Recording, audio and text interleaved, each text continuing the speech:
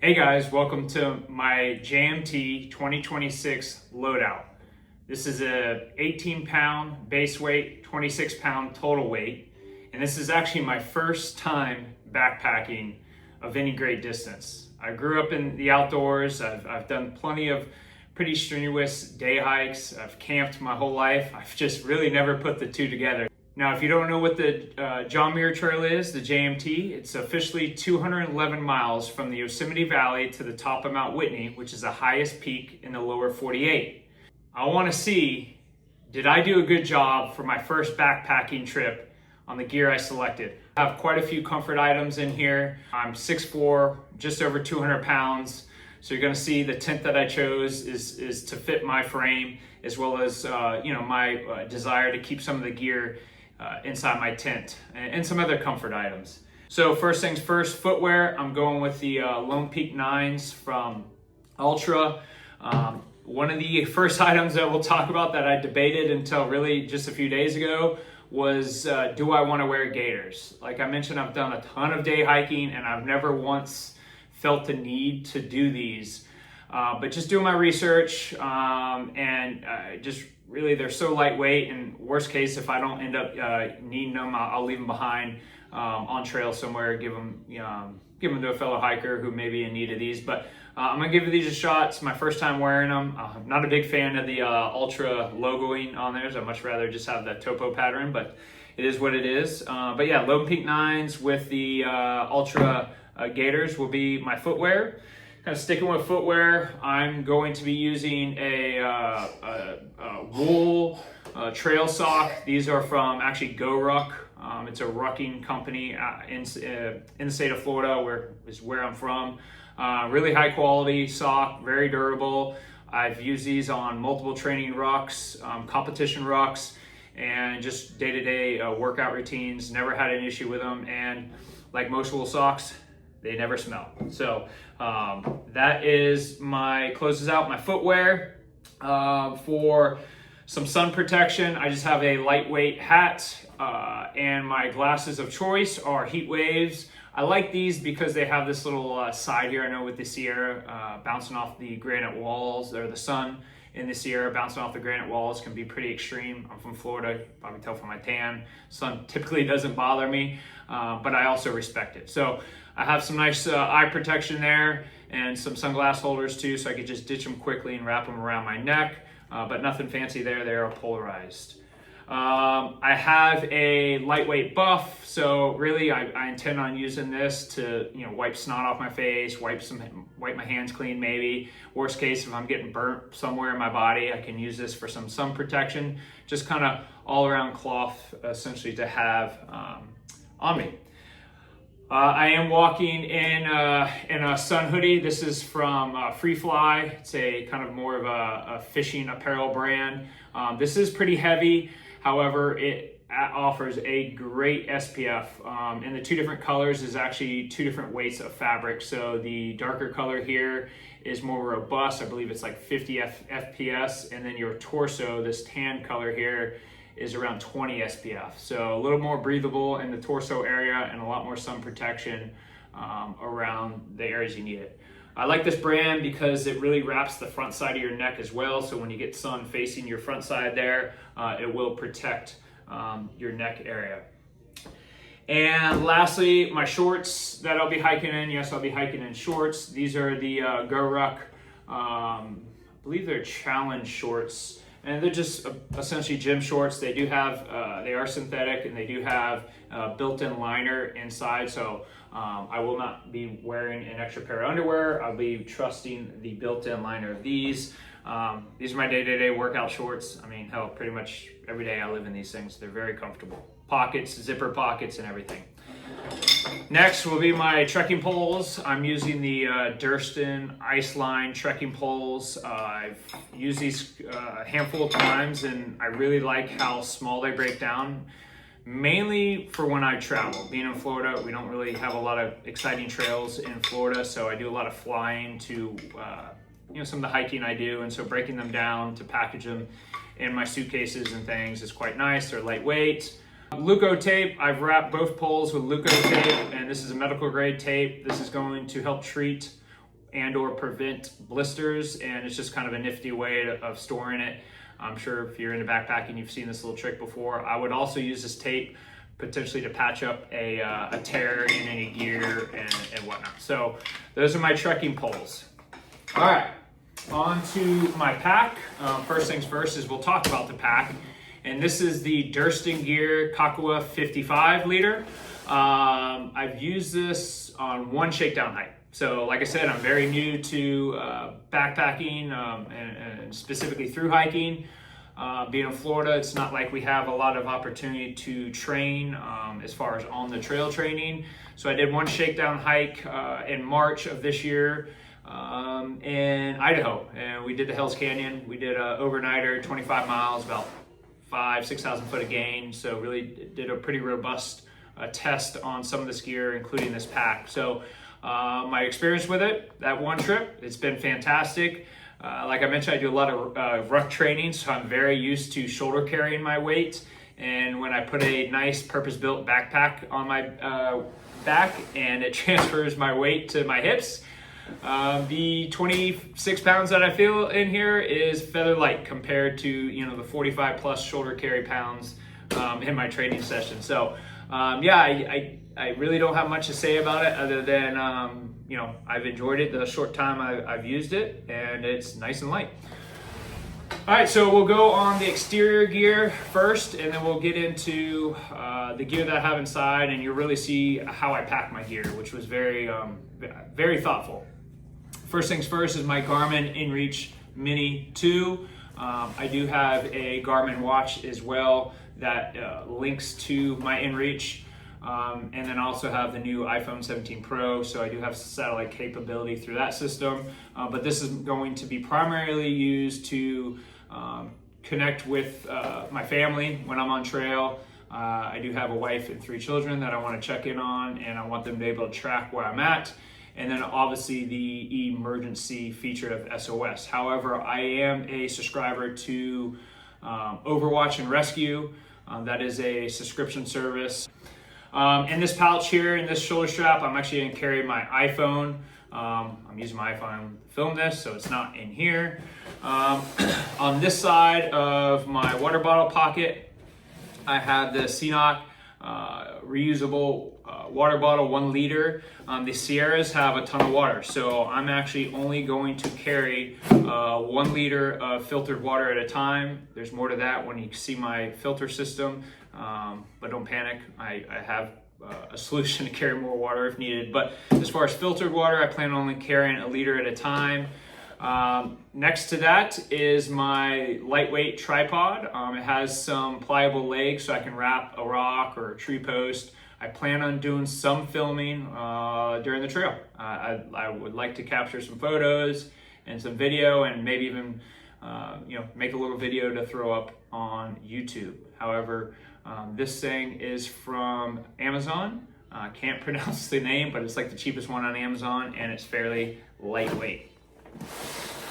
On this side of my pack, I have my poles for my freestanding Durston X-Dome 2.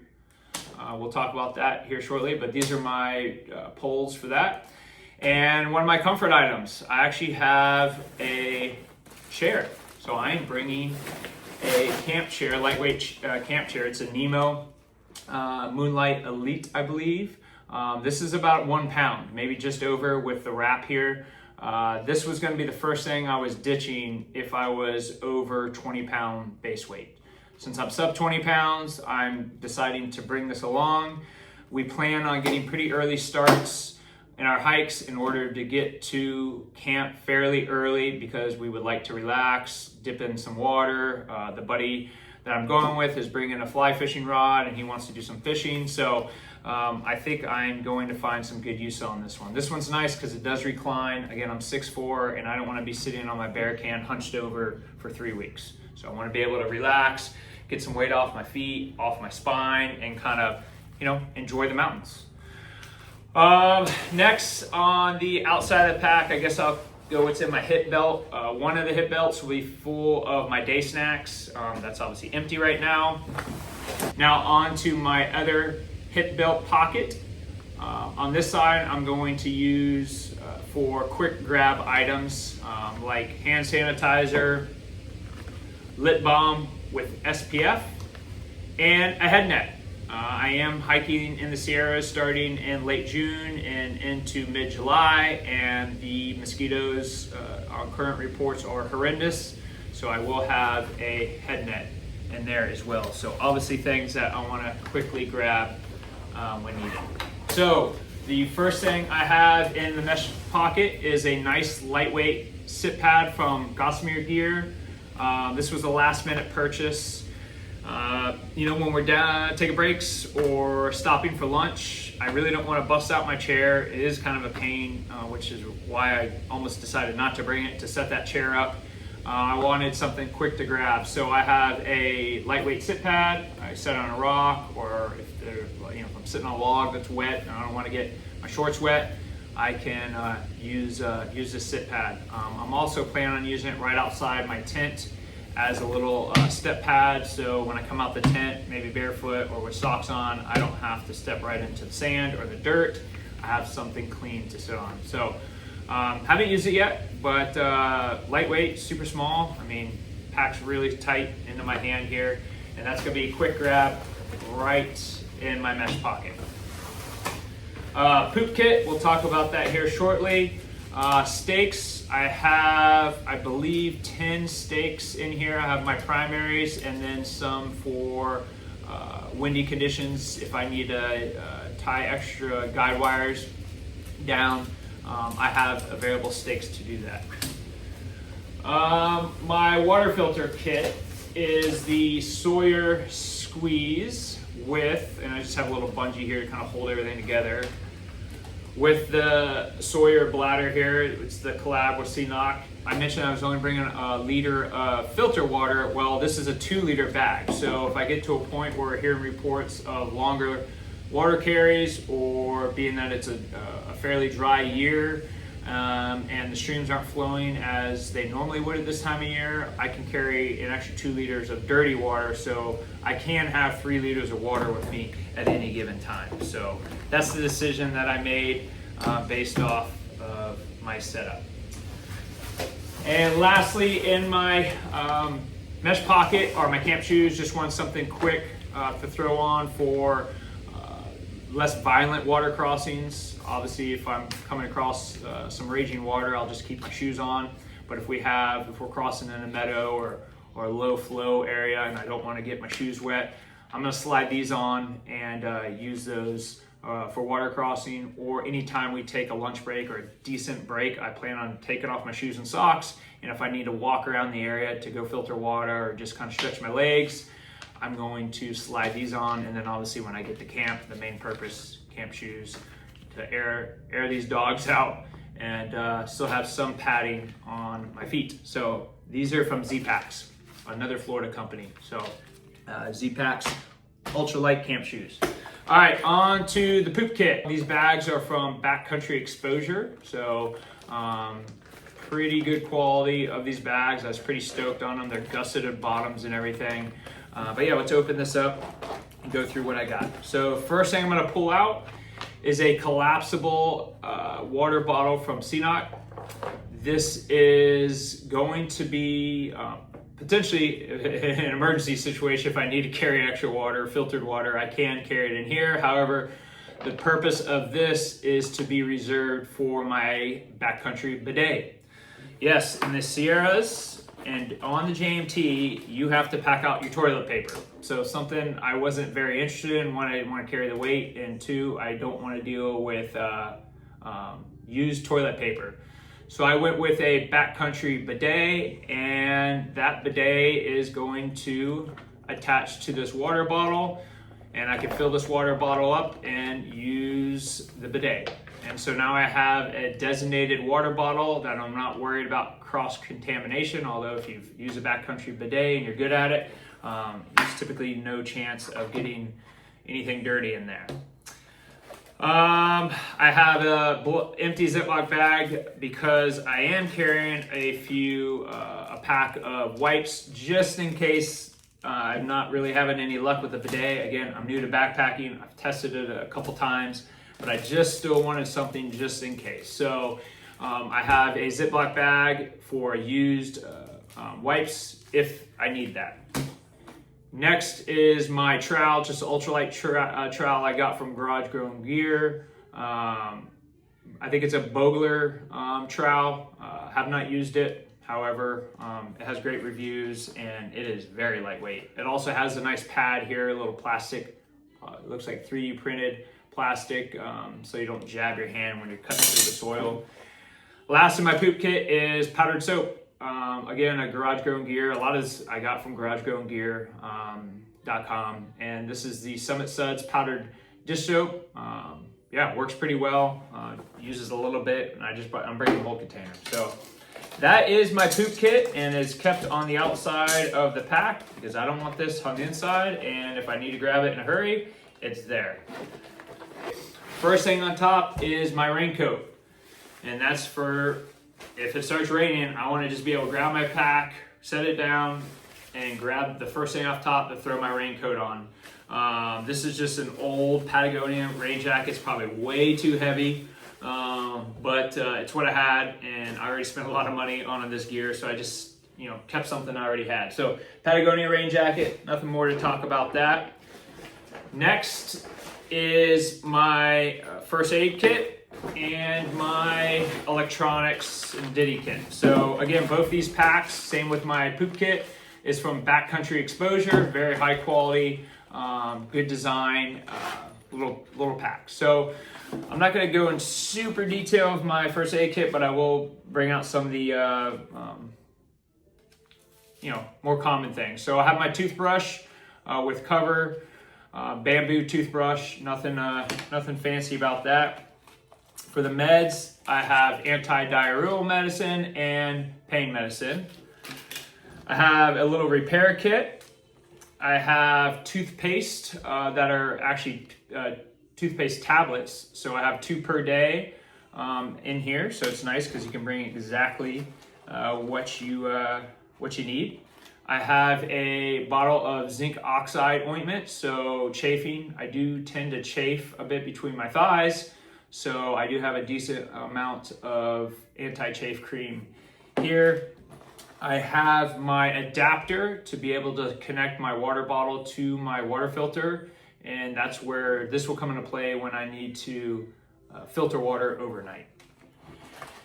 And then I have assorted bandages, triple antibiotic ointment, some alcohol preps, just kind of very minimalist first aid kit, a few toothpicks, safety pin if I have to pop a blister, and I get a lot of people asking me, am I bringing like guns and weapons on this trail? I am from Florida, so people think it's weird I'm going out in the wilderness with no sort of knife or gun or bear spray, but the rules of the trail is you can't have those things. So I am bringing a ultralight mini Swiss Army knife, your traditional Swiss Army knife if I need to, cut some Leuco tape or repair kits or attend to blisters. It's got toothpick tweezers, so your typical knife there from Swiss Army. In my electronic bag, I have a Anker charging block. I can't remember the wattage of this, but it's a fast charger. It's pretty heavy. It's got 2 USB-C, 1 USB-A. Everything I'm bringing is USB-C except for my watch, which has a proprietary Garmin connection, but a USB-C on the other side. With that, I have 2 short Anker fast charging cables. These are, I believe, 1 foot a piece. I have my Nightcore ultralight headlamp. I believe this is the, tangled with my headphones here. This is the NU20, it's the old school one, ultralight band. Been happy with it. The only time I plan on using this is inside my tent and for summiting Mount Whitney. The goal is to do a sunrise summit of Mount Whitney, so that requires hiking in the middle of the night, and so we'll have that from there.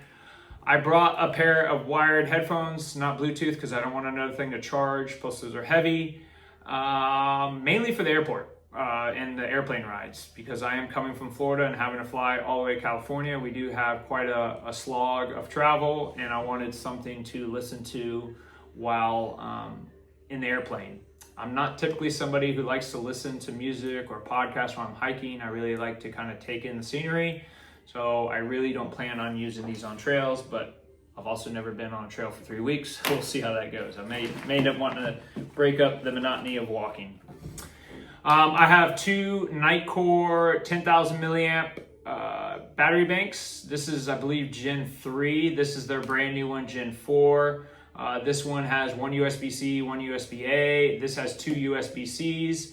The little carry-in dongle here is actually another super small USB-C charging cable kind of built into the carry-in. I thought that was pretty nifty. The other thing about this block is I can actually charge through this thing while the block is being charged. So essentially, when I'm charging, I can charge this block and then connect, say, my phone to the other end of this and charge the block and my phone at the same time, or any device that I plan on charging. So I have two of those. And lastly is my Aerogogo, I believe that's how you pronounce it, Gigapump. I went with a pad inflator, because I just want the gear to last a long time, and I spent a lot of money on this stuff, and I didn't want to blow my moisture into the pad, and then eventually over time that pad developed mold and mildew.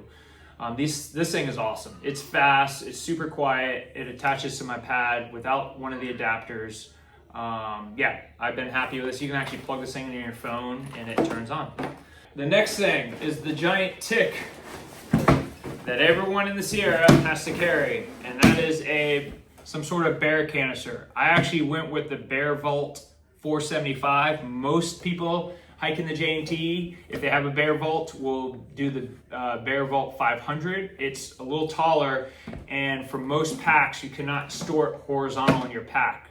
So I went with the 475, so I can store this thing horizontal, and it fits in this Durston horizontally perfect. Now, the challenge was that when I get to my last food carry, or I should say the second to last food carry, when we leave VVR, that's like a 7-day food carry. Now, 6 of it will be in the bear can, because I can carry 1 day's worth of food outside my pack. It's just when we go to camp, we have to have our food or any odor emitting products inside this bear can. So I will open this up. It is packed with my first slog of food to get out of Yosemite Valley and heading towards Tuolumne, but there are a few items in here that's not food that I wanted to show. So I have my Tokes long handle titanium spoon, and I forgot to mention on the toothbrush, but I have these little, I believe they're Dyneema, but super lightweight covers to keep some hygiene decent on trail. And then I have a collapsible mug from Sea to Summit, and this is planned on being used for my morning coffee. I'm not going to go over the food, because that's a whole nother animal in itself. Honestly, probably the most stressful part of the entire planning phase was food and resupply. So that's my BV 475. Next, I have a Ziploc baggie. I do plan on journaling, so I went with Thru notes. They are thru-hiker specific, kind of a Write in the Rain type notepad with a Write in the Rain ultralight pen. And then in here, I will carry my backcountry permit. I have a few photos for for personal stuff when I'm on trail, and I do have a little rubber band, which I plan on that becoming my wallet. So I'll rubber band my ID, some cash, and my credit card. So just a little baggie there to carry some of those items. Let's see. Next, I have my tent. So I went with the Durston X Dome 2. I didn't want to do a trekking bowl. I went back and forth on this. Decided not to do a trekking bowl tent because, again, I'm new to backpacking, and the learning curve on that can be a little bit more difficult than a freestanding tent. I just didn't want to deal with it, and I didn't mind carrying the extra weight for the comfort of this. Now, I went with a 2-person, and I debated this. a couple reasons why I decided to go with the X Dome 2 and not the 1 Plus was, one, I mentioned I'm 6'4", and just so about 210 pounds, and I also like to keep my gear inside the tent when I can, not in the vestibule area. And even with this X Dome 2 being 6'4", I have to, if you've ever been in a Durston style tent, I still have to go like corner to corner. I really can't even sleep how you're really supposed to lay in there, because my feet and head will touch the ends of them, even in this tent here. So when I go corner to corner, it gives me a little bit of foot and head space where I'm not touching the walls. I've been very happy with this. I actually tested this out. I car camped a lot with this. I've had this for about 8 months, and I've used it quite a few times just to get a good shakedown of it, and I thoroughly enjoy this tent. The other reason, I mentioned there's 2 reasons why I went the 2-person. My daughter, my oldest daughter, showed some interest in backpacking, and so I bought the 2-person in case within a year or so she wants to join me on a trip. We have a tent. If I would have bought the 1-person, then I'd have to buy another tent for her, or buy a 2-person. So I decided to go 2-person for my height and the fact that some of my kids might eventually get into that. Next is my cook system. Now, what I don't have in this cook system yet, because I'm flying, is my fuel canister and my big mini lighter, but I will be adding that to the kit once we land. But I did a last minute gear change. I think this was the only gear change I did with after the shakedown hike in Idaho. And that was my cook system. I changed to the fire maple. Forget what model this is. I know I have the Green Peak stove, but what I had before was a stove from Grail. I do have a Grail water filter I keep in my truck, and essentially it's a white labeled BRS stove and Toke's 550 milliliter pot. And we had some wind come through during our Idaho trip, and I just really didn't like how long it took to boil, how much fuel it used, and I was really worried about its resistance to wind. So I had been eyeing this for a while, decided to pull the trigger on it, and man, I'm so happy I did. It's heavier than my original system, but again, some comfort items that I like. It's got that flip down handle. I mean, really nice audible noise there. It's got padded handles there to reduce the chances of you burning. Little lid, pretty typical there. I have two sections of Swedish cloth. Actually, one of these is going to stay in my tent. The other one will stay in here. The one for the tent will be to wipe down any condensation before I pack it out or pack it up. And then the other Swedish cloth will be for wiping my pot dry or maybe doing some dishes if needed, and also keep the fuel can from rattling around in there. This is the Green Peak stove from Fire Maple. It does have an igniter, but I will be bringing a big midi lighter just in case for a backup. But yeah, pretty good system. I think they're getting fairly popular. I love how this all kind of collapses into each other like most systems. However, this one has the locking handle, so there's really no need to even bring this mesh. In fact, I'm debating on if I am going to bring the mesh. I'm probably just end up throwing this naked in my pack. But there's my cook system. Next is I'm going to put the pack down here because I have, you might be wondering how I'm waterproofing my pack. I have a Nylithium bag that's inside my pack, and it's essentially an ultralight or a very lightweight trash bag. And so everything in here is what I'm keeping dry. And what I do is I just stuff everything in there, from my quilt, my sleeping pad, my clothing, and then I squeeze all the air out of it, and then I twist the top of this Nylithium bag, and I just stuff it down the sidewall there, and that keeps all the gear nice and dry.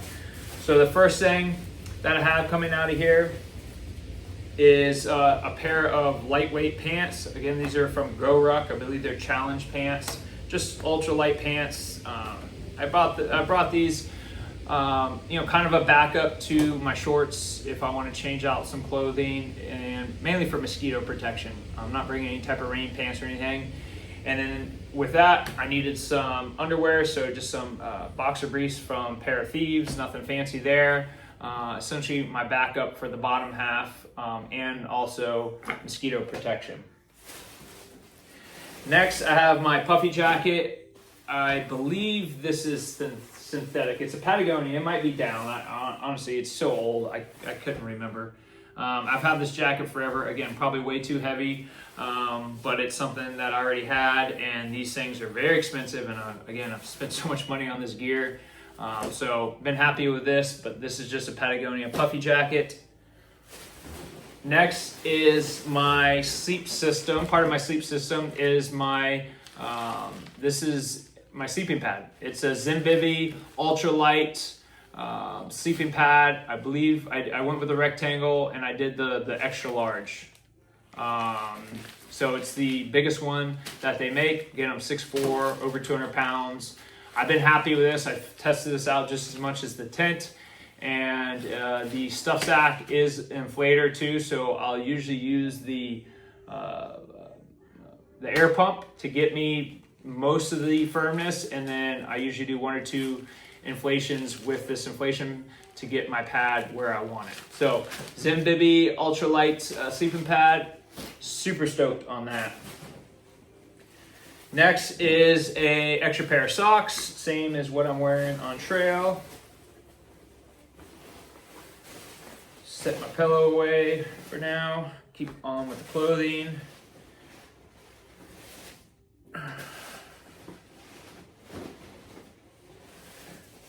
All right, so for a warmth layer, I have a pair of GoRuck merino wool underwear pants, essentially. You know, these are for the colder nights. I plan on, you know, trying to sleep in this, both the tops at the top and the bottom, both from GoRuck, and both of them merino wool. I plan on sleeping with this.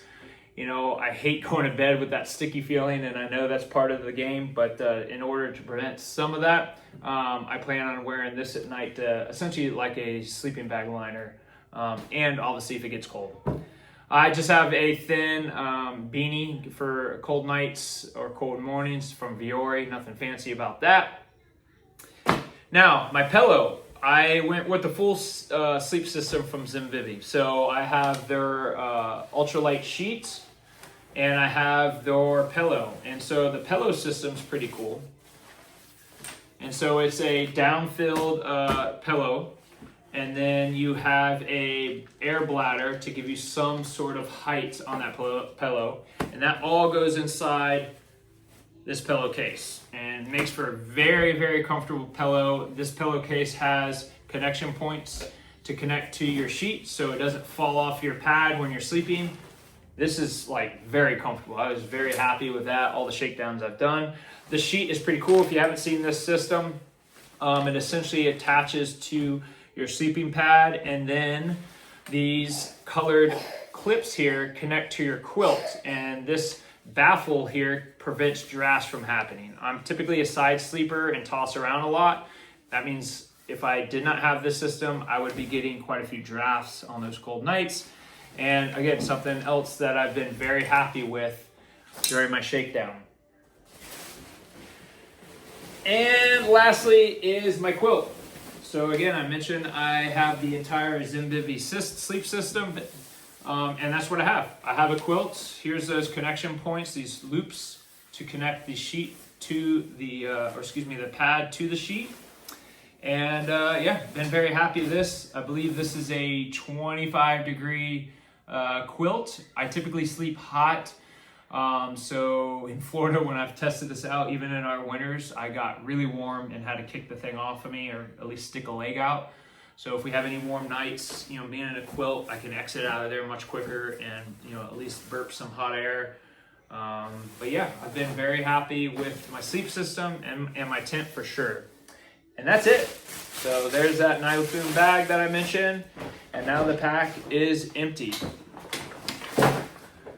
So that is my gear loadout for the JMT 2026. I am leaving here just in a few short days.